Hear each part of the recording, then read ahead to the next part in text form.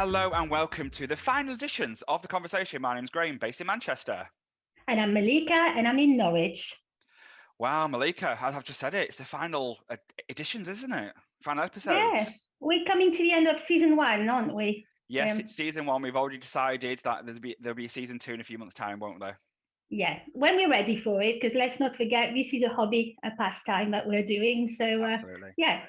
Absolutely. So, Yeah, what are we talking about today, then, Graham? So we had a conversation a couple of weeks ago in terms of in society, there's a lot of change happening. There's a lot of angst. Obviously, we discussed coronavirus quite in depthly, but however, there's another subject matter that's kind of approaching the news a lot at the moment, is in terms of kind of workplace racism, isn't there?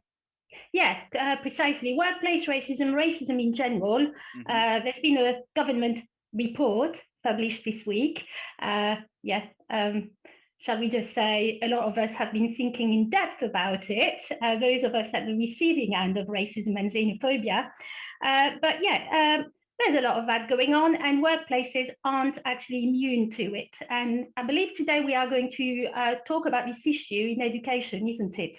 Absolutely, definitely. I think that's what we've already said. This is going to be a double episode because I think there's just so much to talk about, and our guest will be able to speak at length in this and obviously share some of their experiences and how they've had to approach tackling racism, especially within the education sector, isn't there?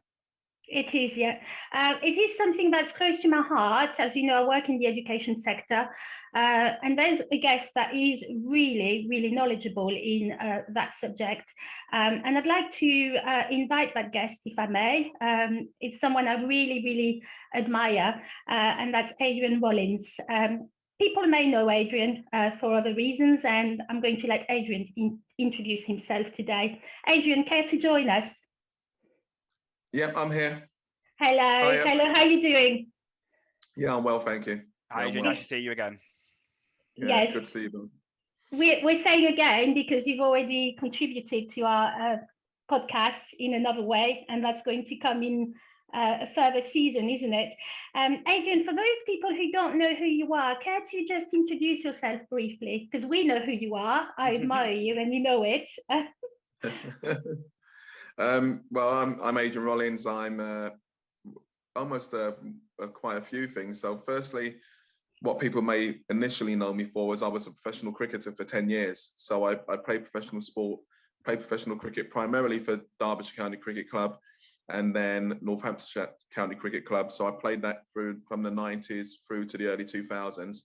Actually, I have a younger brother who played cricket for Essex as well at the same time, or it's during a similar time period.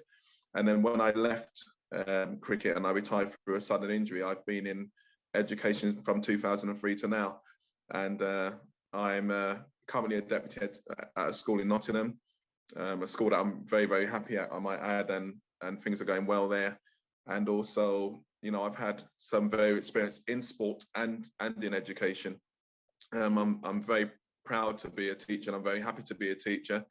But I'm also very aware of the fact that I am black and male, and certain things come with that. Yeah.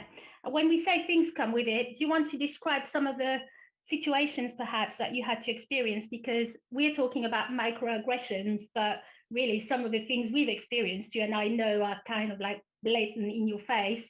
Are you able to give us some examples perhaps and talk to us about the sort of things you had to put up with? Yeah. It's been, you know, I very much enjoy working in education. I love working with young people.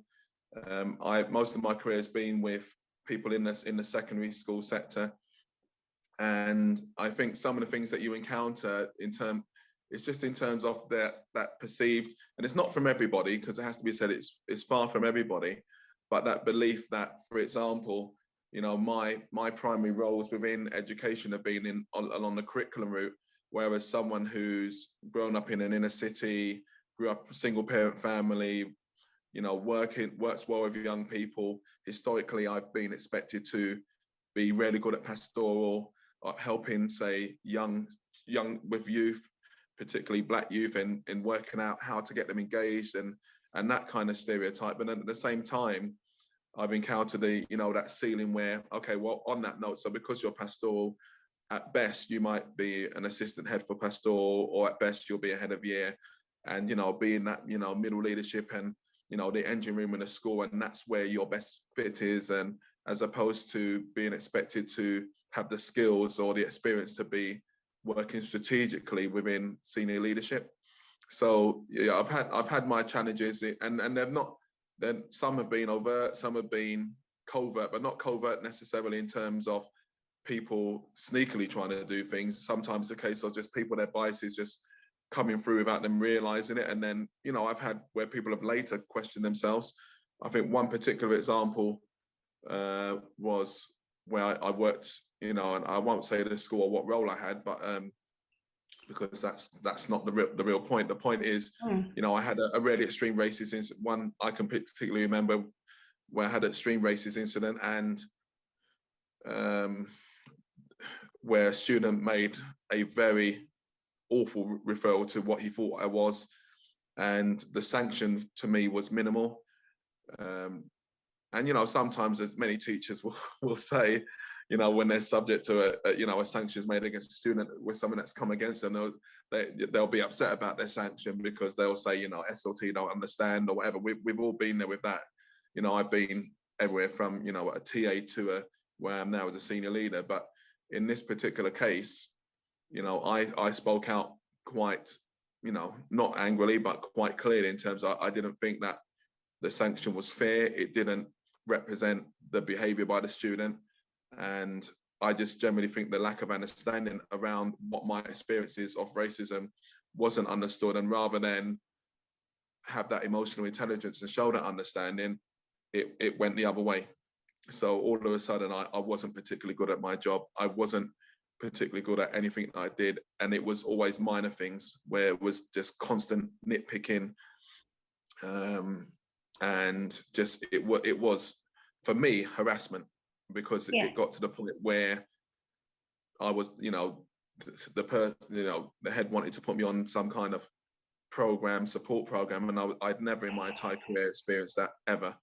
So although that being said, that support program lasted probably about 20 minutes from when it started, because the person who was due to support me asked me, okay, what are your plans for A, B, and C?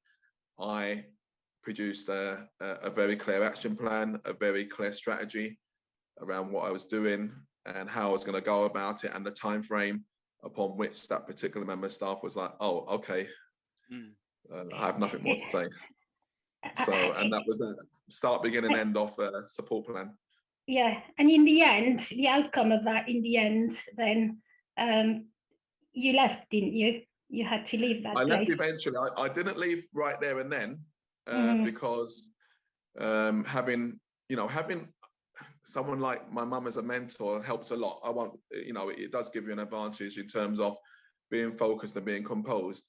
Ultimately, I had a strong relationship with the students and many members of staff. And what I did was, I was looking for other roles. Trust me, I was. But I think in terms of, I don't really call it emotionally or spiritually, because of that constant haranguing, I wasn't in the right place. I did apply, got shortlisted. I didn't get those jobs, and that was mainly because for me, I wasn't emotionally in the right place to do that. So my primary focus was just to go inwards, focus on myself, focus on my well-being, focus on what I was there to do the job. And I stayed there a while and then I left on my terms, and I left, which was important for me, because I wasn't going to be pushed out. I was going to leave when I decided it was right for me to leave, which I did do. I do. Sorry, Malika, I just wanted to come in. In terms of, obviously that is quite a traumatic experience to undertake and undergo. So just from an emotional perspective, how did that impact you from a mental health and persona perspective? I'm thinking a confidence thing. You talked about earlier the fact that you were a cricketer. So yeah. I think you have to be strong-willed, I suppose, if you're in that sporting world. So how did that affect you, really? Having to go through that experience. Well, yeah, I mean, I had many experiences in cricket as well, but that's probably is that another conversation? I've got enough time for that as well. But in terms of, I think you just dwell on your experience. I mean, without sounding crude, I've been black my entire life, and my experiences of racism were before I became a teacher before I became a cricketer. So in terms of developing resilience around situations, you learn. But then in terms of that particular situation, it was tough. I did have to kind of seek counsel, and I did have to, I think my network was the thing that really helped. So having a strong network of people around me who affirmed things for me which were not aligned with what was being told to me by one person. So or even two or three people. So I think that helped a lot, because if you've got that strong family network and that strong friendship network, and professionally as well, because sometimes your family and friends will just say things, not that's, it depends how they are. My family are very well balanced, but what I'm saying is you get some people who just, be like your little hype man while you, no matter what you do. And I don't have those type of people around me. I have people who are honest and modest, and will say, look, if there's anything within me that I would need to develop, because we're all developing as human beings, we're all learning, but if there's anything I need to develop and learn, then therefore I must do it. But in terms of when things are unfair, it's a case of, right, let's just, go away and do this, go away and focus on this. And I just focused on how I was going to improve my well-being in that situation. But at the same time do my job. So I had to develop, you have to grow more and more. So I had to grow in that situation. And what I learned from that was things that I just needed. I knew I'd have to at one time or at other times help other people with. And that's the key thing for me. So I didn't hang on in there and like be a victim. My mum's always says to me, you've got two choices. You can be a victim or a volunteer. And you can make a choice, but you can't be both. So I made the choice that I was going to make myself stronger, not necessarily just within my practice, but also as a person, and just concentrate on doing my job well. And then when people came with that negativity towards me, I must have like a barrier against it. It was temporary. It didn't affect me, and that's how I've had to grow myself. So that wasn't. I'm not saying that I enjoyed that situation. Far from it. It wasn't enjoyable. But what I took from it was, sometimes I remember someone said, "You're stronger than you think you are," and just also to think about legacy and also think about where you've come from and what my grandparents endured. Because whenever I think about any situation I go through, I think of many things. What my grandparents endured, having been part of the Windrush generation. What my mother endured when she came over later, because that happened coming from the Caribbean, the parents came first and then children came later. And then also thinking about what people in similar position have endured in order to, survive. And, some people paid the ultimate price, in terms of losing their lives. So when I think about that, I just had to not pull myself together, because that's far from it, because it does affect you mentally, but I knew that there's people who had been there before who had to fight before, so I had to fight for myself. Absolutely. And I think 100%. You're really covering a lot here there. And basically, so I know Malika is eager to start talking about this report. So obviously you said that at the beginning, in terms of obviously to be blunt, you've been black all your life. Do you know what I mean? So even before cricket and school and everything else, you've had to experience racism in the community. I know you just mentioned there the fact, obviously, with the Windrush generation. So it's kind of it's part of who you are, isn't it? And obviously it's a case of, and it shouldn't be, why should labels control my behaviors or the way I am in society. And me and Malika have had many conversations about intersectionality, in terms of how that people just see one label and that's it. That's all you are. So to move on, and Malika, do you want to very briefly explain what the report is, and then obviously Adrian can come in and describe what his thoughts are? I'm not sure if I'm in the position to explain it, because I think there's been a lot of ink poured this week about it. All I know is that when Adrian speaks, I hear that loud and clear, because I've had many similar experiences, and I know what he speaks of. I know what he speaks of because I've been there myself, in situations like this. And when you've got a report that's been published this week, that dares to make slavery some kind of like positive thing. I mean, where do I even begin? Where do I even start unraveling what's wrong with society at the moment? I can't begin to unravel what's wrong. You know, it's become, for me, it's become a total gaslighting at a monumental scale, if I may say, of people with lived experiences like Adrian and I. And I don't know what you think, Adrian, but I'm pretty sure you're going to probably think on the same lines as I do, you know, in terms of what this has done to generations and generations of people who have been at the receiving end of racism just because of the way we are born. You know, we don't choose to be born the way we are. Like Adrian says, you know, he was born black, and that's all he, you know, I was born the way I was as well. And to be constantly having to justify yourself and your experiences. And then you have people like, you know, it was painful for me to watch, but things like David Lammy, for example, having to explain himself and justifying his Britishness to somebody. Why do we even put him in this position in the first place? Why? You know, I'm sorry, I can't even begin to say how frustrated I am by the whole thing, because I just think that things have gone so far on the other end of the spectrum that I can't see myself how we're going to come back if we're having this amount of gaslighting on a monumental scale that's going on. Adrian, do you want to come in on the back of that? Just you can explain. Obviously, Malika's quite impassioned here, and obviously, I have 100% faith in her. But if you know, people are listening, well, what's this report about? Do you want to firstly explain what the report is, Adrian, and how it's impacted people like yourself and Malika? Well, I mean, the report, the nice way of putting it, I mean, I actually put something on Twitter about a week ago or so, or just after the report came out. You know, you're asking people who believe that systemic and structural racism doesn't exist, who believe that from their starting point, to then spend 8 months producing a report that says that it doesn't exist. You know, it says it all, really. It's a report that has identified through a lack of real evidence that systemically Britain is, you know, that there's no systemic racism within Britain. They said, oh, no, there is racism, but it's not systemic. And then it comes out with facts or they're presumed facts which are, you know, which they make reference to, which are just straight up awful.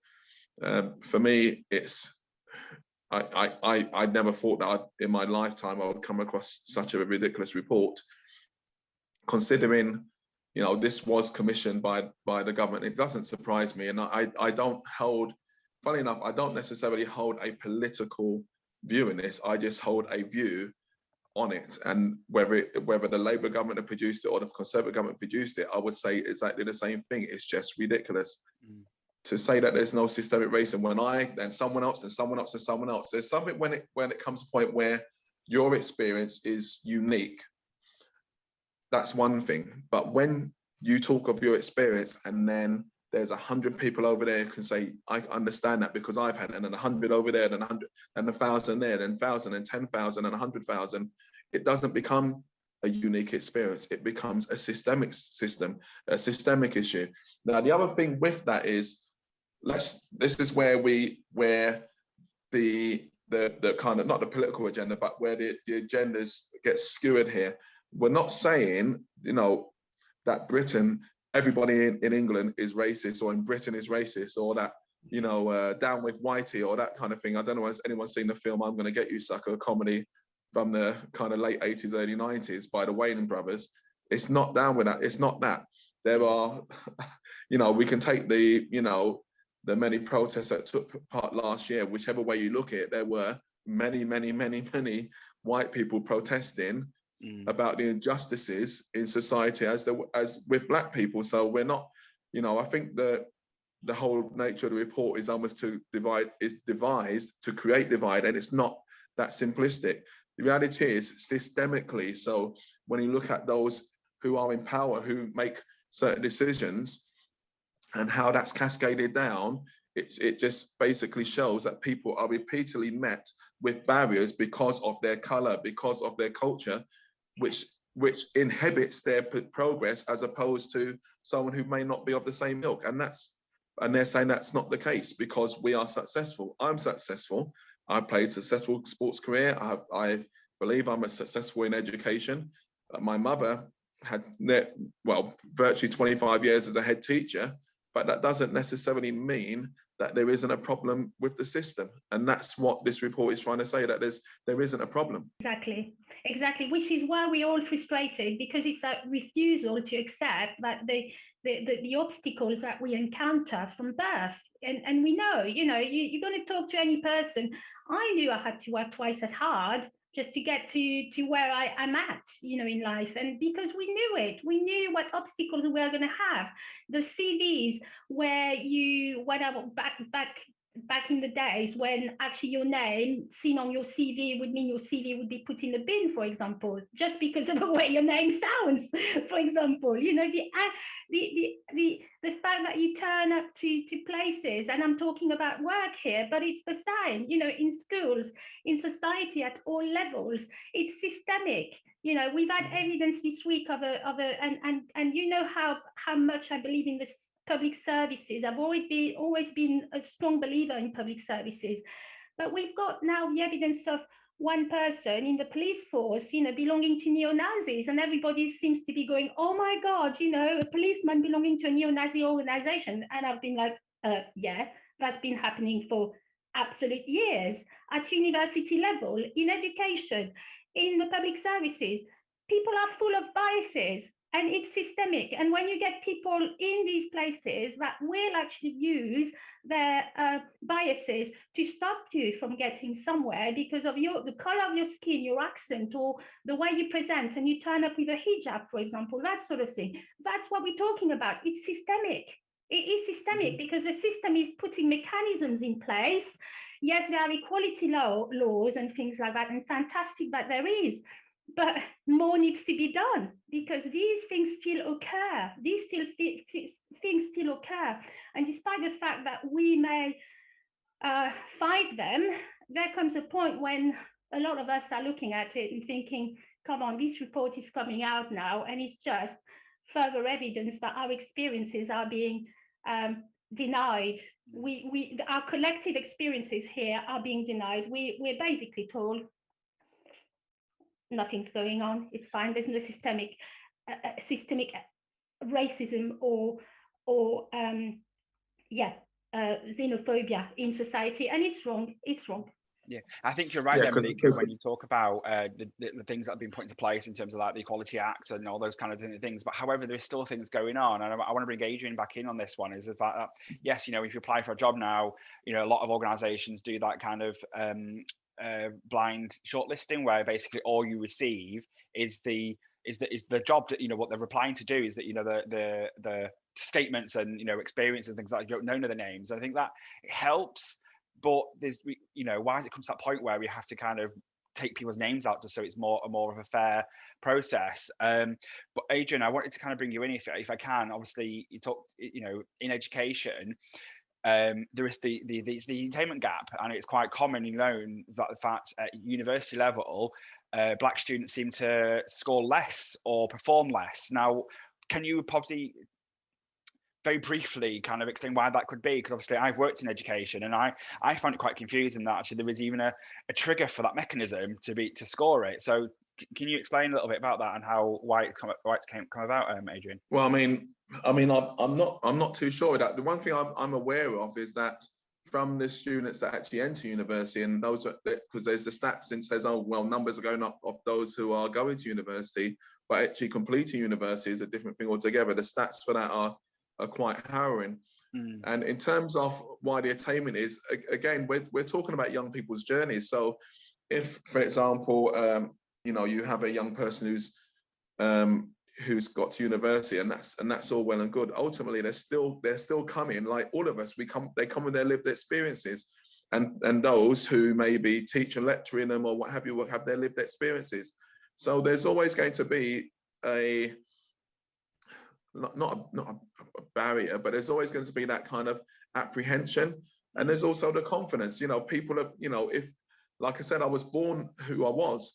At 18 years old, at 19 years old, I did Open University, so I did mine later.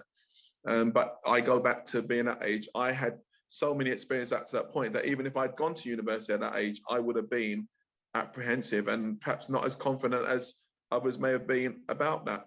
So I'm not entirely sure in terms of whether I'd say universities are racist, because I didn't actually have that experience. But what I would say is, remember, people come with their experiences, and as an 18, 19-year-old, if I'd gone university at that time, you know, it may well have been difficult for me just to get through. And thinking about from an Ofsted thing, we talk about cultural capital, and many young people who come from you know, socioeconomic conditions which are not familiar with university. I know now there's a big push on cultural capital. Thinking going back, just going to university and having an experience at university. University is a very different experience, and that alone can be. I'm not sure about that transition. We spend a lot of time looking at transition from primary to secondary, but I'm not sure how much we actually invest in actually helping young people who come from different backgrounds about their transition into university, because university is a different experience, and it will be something that for some which is outside of their lived experience up to that point. So that in itself could contribute to the you know, the data that we have. I think you're quite right there in terms of supporting people from other backgrounds to come to university, because I know when I was there, I remember a period where they were talking about kind of, they've got like target areas in terms of the kind of like the most people unlikely to go to university, but actually they do have the intelligence and to do so and to further themselves. So I think I know what you mean in terms of, you know, there's more work that universities can be done, and the government generally in terms of bridging those gap from high school to college, from college to university. So I think that's just the start of the journey. It's really interesting how you say experiences do have an impact on, you know, if you go to higher education, but experiences even happen in the workplace, don't they? So in terms of that fact, you know, as well. So should we talk very briefly about the experiences of going into the workplace? Yeah, I can, yeah, I can recall one of my first jobs, and I had a haircut which wasn't outrageous. I wasn't one of those young people who had zigzags and stuff in their head. All more power to you. I wasn't that brave. I just had what to me is like many young people with bog standards, short back and sides, and I was told by a manager at the place that I worked, if you have that haircut again, you'll get the sack. And the thing is, it's just a lack of understanding. You know, as Stephen R. Covey talked about quite clearly in the 7 Habits, you know, you have to seek to understand in order to be understood. And for me, in terms of ignorance in the workplace, it's just a lack of understanding. And that's quite scary, considering that how far back it's been since, you know, since the Windrush generation, since my grandparents came to the UK, that where you would go into a workplace and people still don't embrace that Britain is diverse, and that there are people with different experiences and different backgrounds, and that therefore they have this that in some places that very kind of whitewashed, in inverted commas, kind of outview that this is what how things are and this is how it is. Yeah. I recall working like a bunch of young Black youth, literally just hanging out at break time, but they're, you know, can be, and this is not stereotypical, you know, it can be quite loud and quite, and you know, like I say, catching jokes and all that kind of stuff, and it's just how they would chill and hang out, and that being perceived as being disruptive. It's just about understanding people's experience and reaching out to understand what, you know, how they are, and understanding that. And I think in the workplace, we've not got there yet, and that's a shame. That is a shame, and that's part of the systemic and the system and the structural issues that we have. How are you going to understand it if you don't reach out to understand it? If your perception of people is fixed, or it's a case of, okay, I'll give him a break because he works hard, but you still need to understand people, and that, you know, and that's my concern. I think you're right there, Adrian, where I've seen many businesses celebrate they're a diverse organisation, but then when you look into it in terms of like something simple as a staff network, they don't have any. So I'm like, well, how do you celebrate your diverse and culturally diverse organisation, but then don't celebrate your staff? So it's quite interesting. Now, Malika, you mentioned biases when you were talking earlier on. Now, obviously, unfortunately, we are running out of time for this episode, but I think we should continue this conversation in the next edition where we talk about unconscious biases. So do you want to briefly kind of talk about what our plans are for the next discussion, Malika? Yeah, so the next discussion is going to be exploring the idea of unconscious bias, and we've kind of like touched on that in the workplace, for example, and Adrian gave a perfect example here with the group of young boys having a laugh and being just youngsters, with people having some stereotypes and some views as to what another person might be like just because of their perceived stereotypes of them. It's fair to say that I always have been seen as an angry woman. That's the bias that people attribute to me, because you can't say something. If you say something and you don't say it in a way that is going to be pleasing people and dressing it up with flowers, then you come across as an angry woman, and that's the bias that's been attributed to me many times. And I'll wear that badge with pride. I will, because I've learned to live with those and to actually live my life now. So yeah, we will be exploring that with you, Adrian, next episode. And I really want to thank you so much for coming on to share your experience today. It's been absolutely fantastic and enlightening. Thank you so much, Adrian. No problem. Thank you very much. Okay, so on that happy note, my name is Graham. And I'm Malika. And you've been listening to episode 1 of 2 parts on the conversation. Thank you.